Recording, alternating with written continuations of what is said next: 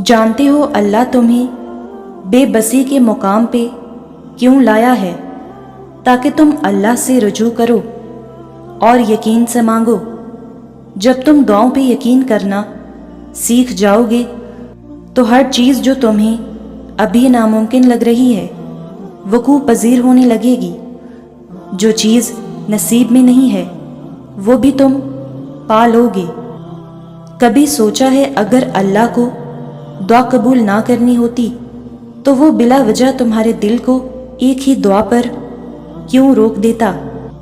अगर कबूल ना होनी होती तो अल्लाह तुम्हारा दिल बदल भी तो सकता था। तुम्हारा मांगना उस रब को पसंद भी तो आ सकता है ना। अगर उसने दे दिया तुमको तो फिर क्या तुम उसी लगन से पुकारोगे रब को। इसीलिए वो चाह रहा है कि मेरा बंदा मुझे पुकारता रहे, और तुम नहीं जानते मगर वो रब जानता है तुम्हारा सजदों में तकलीफ से बहाया हर आंसू। उस रब से तुम्हारे लिए कबूलियत की मंजूरी लिखवा जाता है। और एक दिन आएगा कि जब तुम्हारी दुआ पर कुन फरमा दिया जाएगा और तुम अपनी ज़िंदगी में बहुत करीब से मौजज़े होते हुए देखोगे।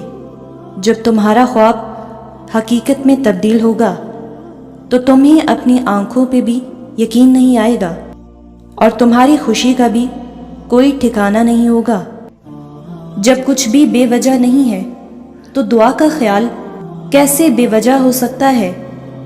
जब सब कुछ अल्लाह की जानिब से है तो फिर कबूलियत का गुमान बेवजह कैसे हो सकता है।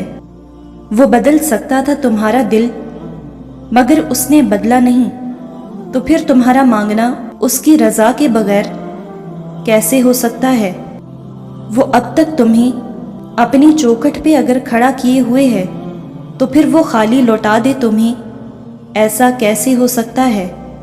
सूरत बकरा में फरमाया गया है, मैं तो तुम्हारे पास हूँ। जब कोई पुकारने वाला पुकारता है तो मैं उसकी दुआ कबूल करता हूँ।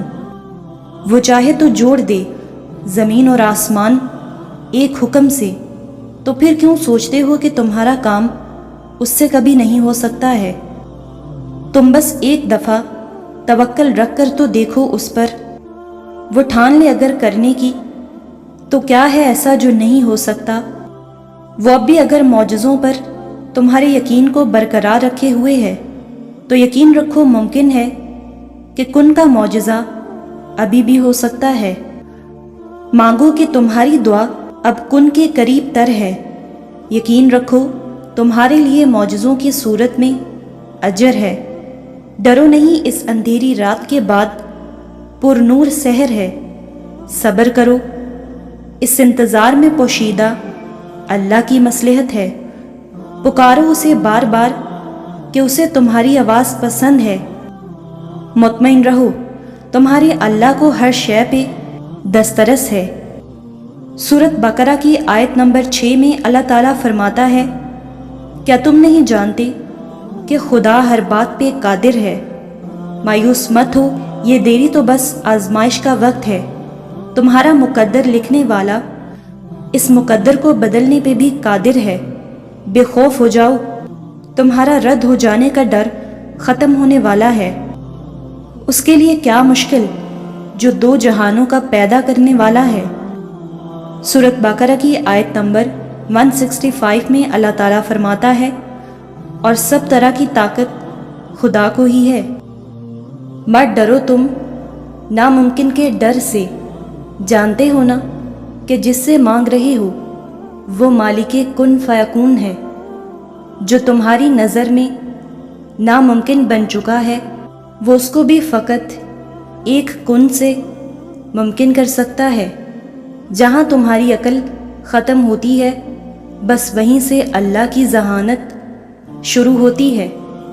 वो नामुमकिन ज़रिए से ही तुम्हें मुमकिनात तक ले जाएगा।